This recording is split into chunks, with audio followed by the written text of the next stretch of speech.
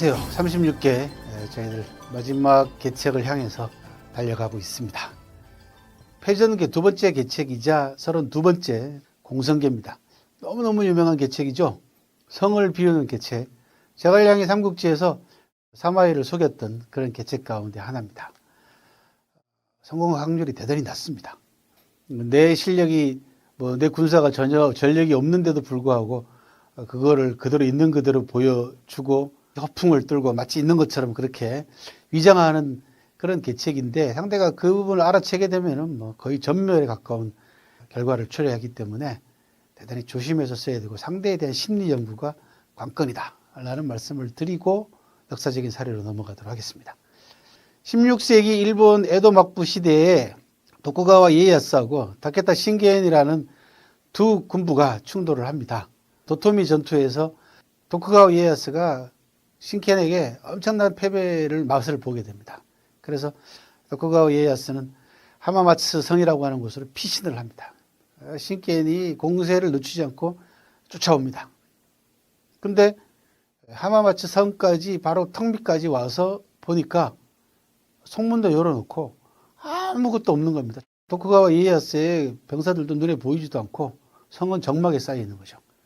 이게 원래 병법에 능한 신켄이었기 때문에 야, 이거 공성계다 라고 바로 직감을 합니다. 그래서 곧장 공격을 해 들어가려고 하는 순간 이에야스 정도면은 내가 이 공성계를 간파하리라는 것 정도는 알고 있을 텐데 왜 이 계책을 썼지? 이렇게 또 한 번 생각을 하게 됩니다. 그러다가 타이밍을 놓쳐버립니다. 머뭇거리다가 일단 성 밖에 주둔해보자 하고 성 밖에다가 일단 주둔을 하고 도쿠가와 이에야스의 상황을 예의주시합니다. 그 사이에 이에야스의 구원병이 바깥에서 들이닥치게 되고 양면에서 공격을 받음으로써 신켄이 더 이상 공격을 포기하고 물러나다가 광야를 헤매다가 죽었다라고 하는 그런 사례가 남아 있습니다. 처음 말씀드린 대로 이 공성계는 확률이 대단히 낮은 계책이긴 합니다만은 의외로 역사적인 사례는 성공 사례가 많다는 겁니다.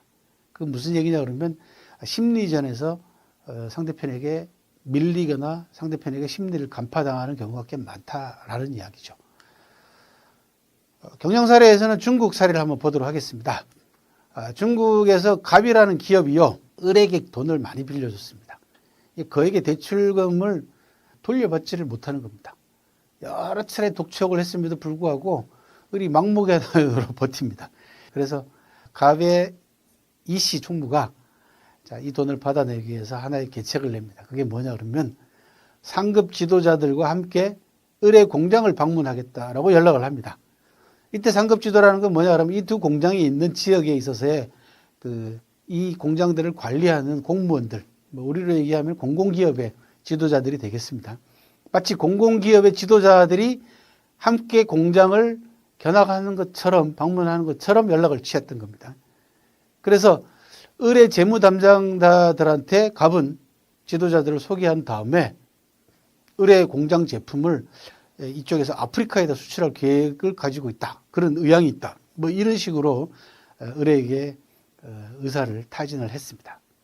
을의 재무 담당에게 대출금 어떻게 좀 돌려받을 수 없겠냐라고 갑이 얘기를 합니다.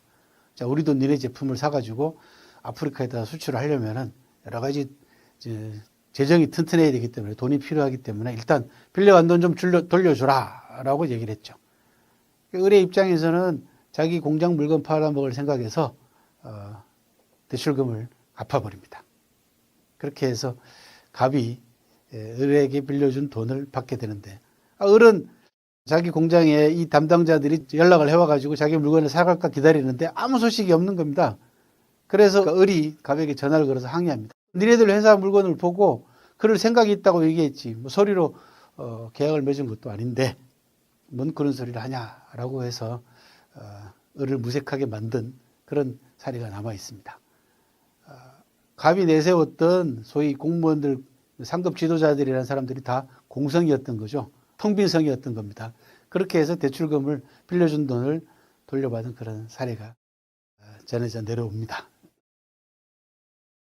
공성계는 부득이한 상황에서만 구사해야 됩니다. 그렇지 않습니까? 이게 성공하면은 내 전력을 보존하는 것이고, 실패하면 엄청난 패배를 감당을 해야 된다라고 하는 그런 부담감을 가지고 구사해야 되는 그런 계책입니다. 상대의 심리 파악에 대한 자신이 없으면 안 된다, 그런 얘기죠. 내 실력으로 적을 제압하는 것이 아니고 계책으로 상대편을 제압해야 된다라고 하는 점도 같이 유의하시기 바랍니다. 공성계는 튼튼하면 빈 것처럼 하고 실즉 흐지하고 비어 있으면 튼튼한 것처럼 하라. 허즉 실지와 같은 책략입니다.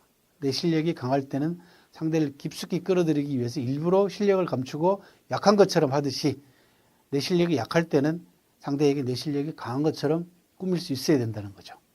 공성계는 바로 이런 위험 부담을 안고 구사하는 계책입니다. 그래서 패전계의 일부에 들어가 있고요.